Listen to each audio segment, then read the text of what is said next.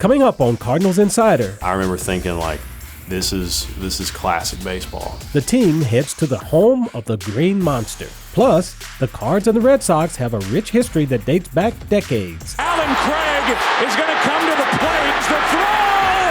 He is! They're going to say he's safe. And later, I don't think we thought it would happen this way, but now that it is, it's special. two childhood buddies made their debut on the same weekend. Those stories and more this week on Cardinals Insider.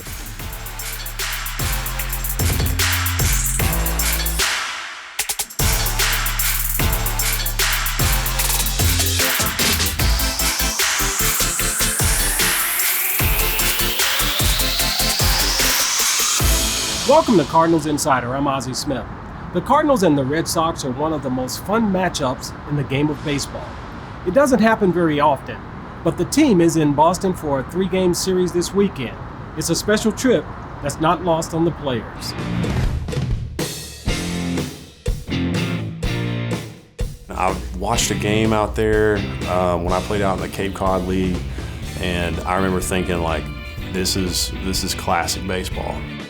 Like the atmosphere of being like an old ballpark. It's just something to it. All the history in the ballpark and all the different things you hear about it, I'm really looking forward to getting out there and playing. There's a big fan base there.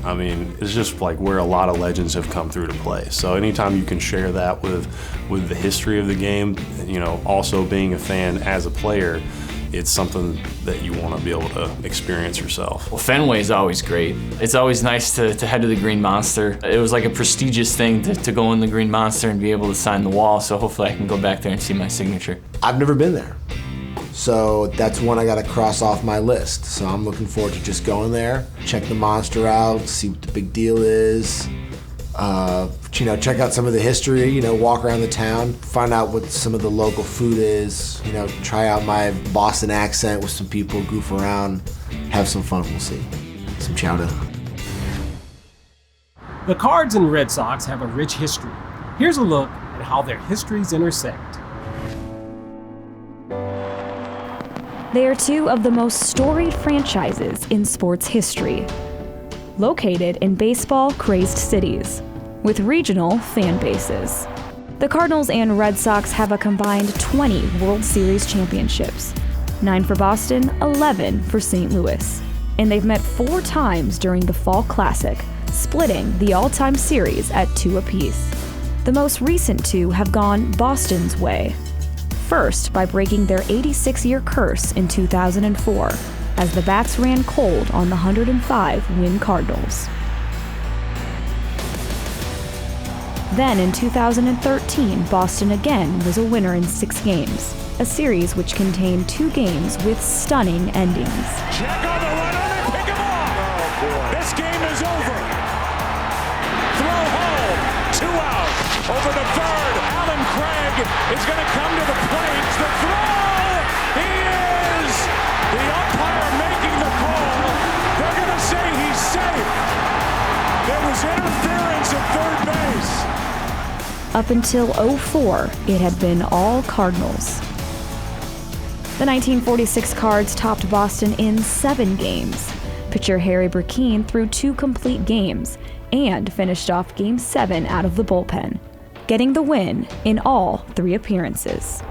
But that series will always be remembered for Eno Slaughter's mad dash in Game 7. Things were tense at Sportsman's Park, tied 3-3 with 2 outs in the bottom of the 8th when Slaughter scored the game and series-winning run from first base. 1967 had similar heroics. Game 7 at Fenway Park featured a pair of aces, in Boston's Jim Lonborg and St. Louis's Bob Gibson. The morning of Game 7, a Boston's paper headline read, "Lonborg and Champagne," an allusion to which they thought lay ahead. Instead, Gibson pitched a complete game and homered on the way to the Cards' 8th World Championship. 2 teams, 2 incredible legacies, 1 rivalry which never disappoints. For Cardinals Insider, I'm Emily Stevens. After the break, There's nothing better than two childhood friends making their major league debuts on the same weekend. Just kind of disbelief that it happened the way that it did. Then later in the show, it's a long season, and using one of our day off, to come over here and just support our foundation was awesome. Albert Pujols hosted an event at Top Golf to benefit his work in the community.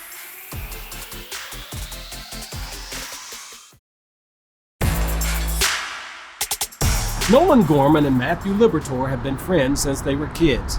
Not only did they play for the same team, but they made their major league debuts on the same weekend.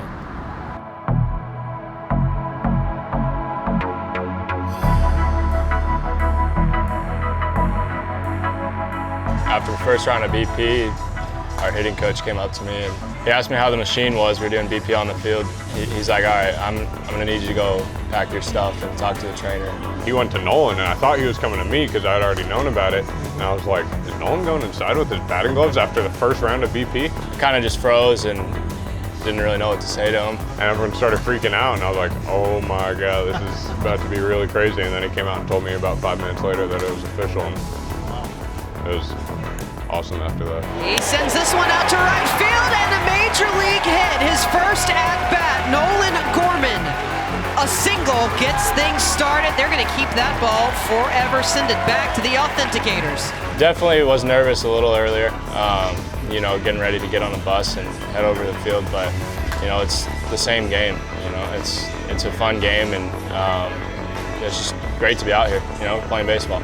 Breaking ball, and he struck him out. Matthew Liberatore, his first strikeout in the big leagues, and a 1-2-3 first inning. Welcome to the bigs, Matthew. Yeah, I've said it before, if you gave me a script and said this is what your life is going to look like 10 years from now, 10 years ago, I would have said you're crazy, and I think this is really the first thing that I think is actually the most unbelievable thing that's happened to us so far. I don't think we thought it would happen this way, but now that it is, it's special, and we've got his family, my family, and it's pretty unreal. He just got here in the clubhouse, so it's pretty cool to see his locker up there and mine too. So it's been a long journey since 3 years old. When I could swing a bat, so to be able to get to the biggest stage and compete with the best baseball players, it's obviously super special, and to have my family here too, it's gonna be awesome. Not a lot of words, a lot of blank stares and kind of giggles almost, if you will. Just kind of disbelief that it happened the way that it did. Like I said before, you really couldn't write it any better, so it's pretty special. Straight ahead, Scott and Ed Spezio stop by the Insider Desk on this Father's Day weekend. Stay with us.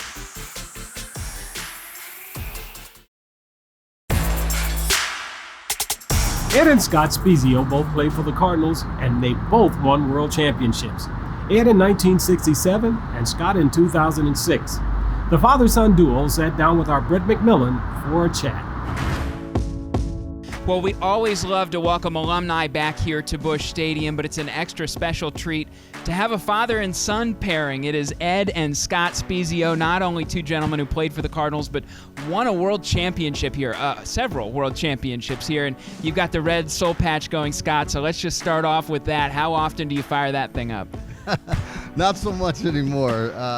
Every once in a while when I come down here, the 10-year reunion, I fired it up, a couple autograph sessions, and I think one time they had me throw out the first pitch before.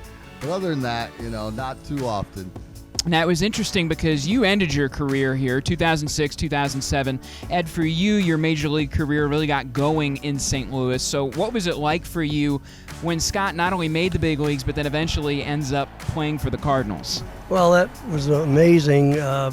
When I got to come back for old-timers games, I would bring him along. And, of course, he'd get to sit in the laps of Shane Nings and Walker Cooper and Stan Musial. And you were always dreaming at the time, this little boy maybe someday might play big league baseball, and then to have him play big league baseball for the Cardinals and then have him being a World Series winner like I was is incredible. In '64 we came up, we won the pennant, and that team had the all-star infield, plus Brock and Flood in the outfield. It was an incredible baseball club with Bob Gibson and you name it. And we kept it going for really another 3 pennant winners, 2 World Series winners in the next 5 years. So it was a fabulous time in my life, and then later on to see him come up and do the same thing was amazing. Scott, what was that like for you? I mean, no pressure. Your dad's a 2-time world champ. He played with Bob Gibson. I mean, you're coming up. You've got dreams of doing this. What was that like for you? Well, getting to come here was a dream. You know, when I'd come down for the old timers games and stuff when I was real little, I had a special bond to this place. I thought, you know, after being released by Seattle, I would never play again. And you know, next day I get a call from the Cardinals. I show up at spring training, and number 26 in my locker. I said, this is going to be a special year, and 26 in 2006 we were going to win it. So it was just an incredible experience, and something that, you know, you dream of as a kid, and it became reality. I think it was the final weekend of the year in 06. I believe the Brewers were in here, and you ripped a triple. Tell me about what you remember about that moment. I knew our magic number was, I think, 2, and I kept thinking, when is Tony going to put me in? And I kept getting ready to pinch hit, and he kept using other people, and finally there's 2 outs. I'm like, if he doesn't use me now, he's not going to use me. So he put me in with 2 outs. The 4th pitch, I drilled into the corner and cleared the bases. And I just remember getting to 3rd and being so happy. And then, you know, the next day when we clinched it, I thought, yeah, you know, we did it. You know, father, son with the same organization. Now we just got to finish it off. And sure enough, we did. Opening day 2007, you get that ring to go along with all of Dad's rings and your Angels ring, of course. And they went out of their way, the organization did, to make a point of you guys both having won a ring. What did that mean to you, Scott, to have your dad present in that? Well, you know, it just shows you what kind of organization the Cardinals are. You know, they totally surprised me. I was caught off guard. I had no idea it was happening. And, you know, my dad, you know, seeing him out there in his old 26 jersey, and it's just one of those moments that you couldn't write it. You know, just what are the chances of that happening? Well, it never happened before. You know, a father-son winning the same organization, and to experience that with my teammates and my family and my dad was just, you know, it's what you dream of. Every day he'd end, you know, the backyard. We'd hit in the backyard, and he'd end with, it's 3-2, bottom 9, 2 outs. You know, Game 7 of the World Series, you're down 1. You know, what are you gonna do? So to experience that in the backyard all the way through, and then to experience that moment, just made it incredibly special.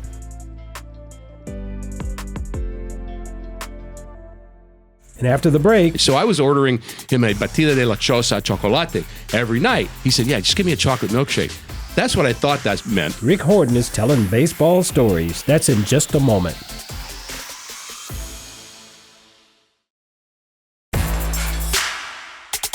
The Cardinals Insider podcast releases on the 1st of each month. June's guest is Rick Horton. Here's a sample of the conversation. It's really a game, like you said, of many cultures, of really predominantly 2 languages, English and Spanish. You speak both, which I think is really, would be very helpful. So many times I wish that I spoke Spanish. How did that happen for you? Especially when you're ordering a chocolate shake. It kind of started earlier, and that chocolate shake story is we had a teammate named Jim Ozzie. We were playing winter ball, and I was really studying hard to learn the language at the time, and it was based on just other experiences I had in the minor leagues. But I had a roommate that would call me.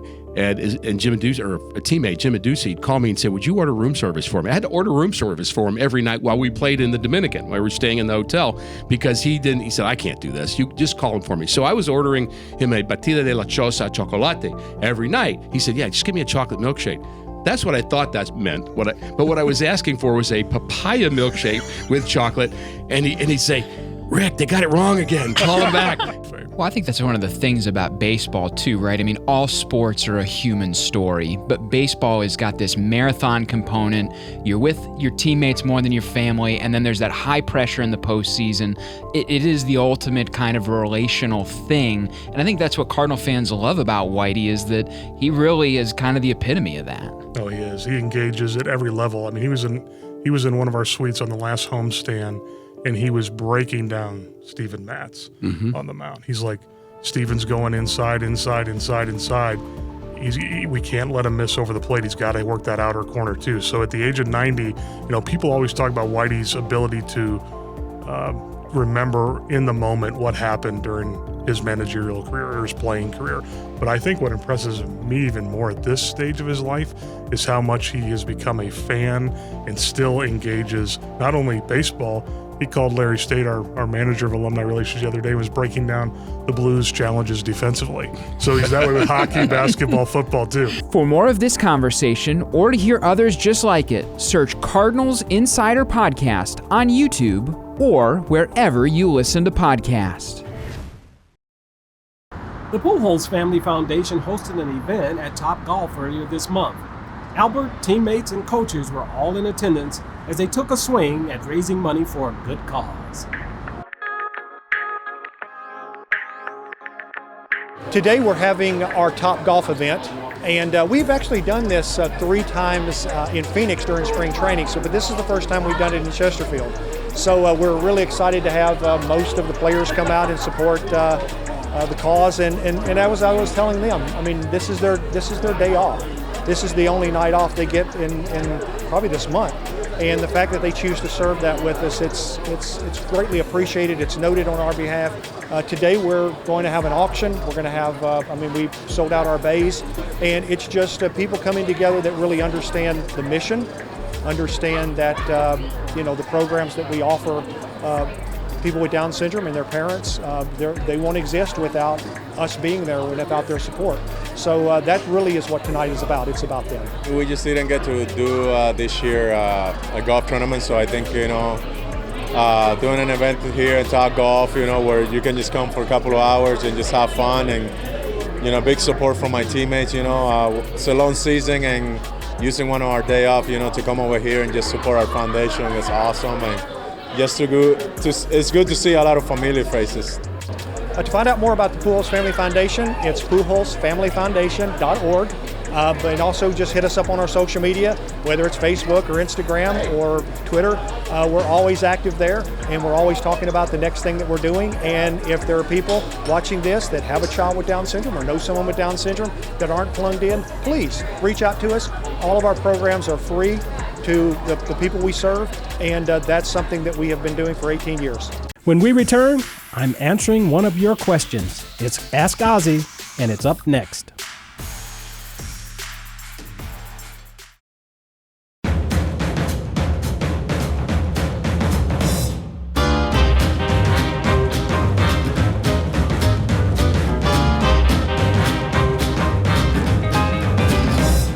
It's time for this week's Ask Ozzie. Carson in Bloomfield, Missouri asks, who's your favorite player to watch today? Well, Carson, a guy that I think that plays with a lot of energy and is really, really off to a great start this year is Francisco Lindor. Lindor blends both offense and defense. He plays with a lot of energy and always has a pleasant smile. Francisco probably, from an offensive standpoint, probably is as good or a better offensive player that we get from a little guy who's a prototypical shortstop. He's more of a prototypical shortstop who has kind of mastered being able to put the two things together. He's playing very well on both ends, and I think he brings a certain energy to that club that really gets them going. The other guy that's probably one of the most entertaining guys today would be what we consider the modern-day Babe Ruth, Shohei Ohtani with the Angels, who's playing both offense and defense. It's a hard task to be able to go both ways. As a pitcher, sometimes you don't get a lot of at-bats, but he's showing what a great athlete he is, and it takes a lot of work, a lot of determination, and I think it proves just what a great all-around athlete that he is, being able to take the ball every 5 days and still be as good as he is offensively. The guy can hit the ball out of the ballpark, he hits for power, he hits for average. It's very unique what we're seeing in Shohei Ohtani. Thanks for the question, Carson. If you want to submit a question, head on over to cardinals.com/insider and click the Ask Ozzie tab. But for now, stay with us. There's more Cardinals Insider after the break.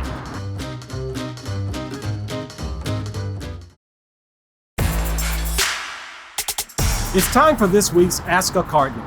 We asked the guys, what's your favorite type of donut? This was a fun one.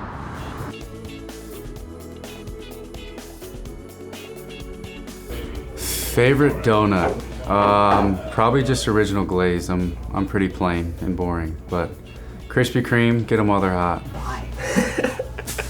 There's only one answer. It's like just a Krispy Kreme normal glazed, but right when the hot and ready sign goes on. But Krispy Kreme glaze you can't go wrong with either. Sugar donut and the strawberry, that's probably fine too. It's Krispy Kreme. Sprinkle donuts, I don't know, I just love sprinkles, I don't know. They're awesome. I like the old-fashioned donut. Just tastes good. Favorite type of donut? It's gonna be specific, is that okay? Yeah. It's gonna either be a Krispy Kreme, like original glazed, or a Dunkin' Donuts Boston cream. I like the blueberry like glaze kind of. You ever had that one? Maple bar. The convenience of, you know, just a good maple bar and being available. It's a pretty common one, I guess. The maple bacon. Down here, Jupiter Donuts, maple bacon. Well, I'm from Venezuela, but I spent my off season in Murfreesboro. There's a place called Donut Country there, and there's a blueberry donut, cake donut or something. It's really good. Yeah, I'm probably going with a sour cream glazed or an old fashioned. Nothing too sugary, but definitely get a little cakey aspect in there.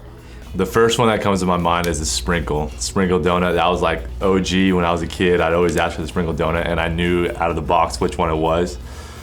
I'm starting to lean more towards like a glazed donut though.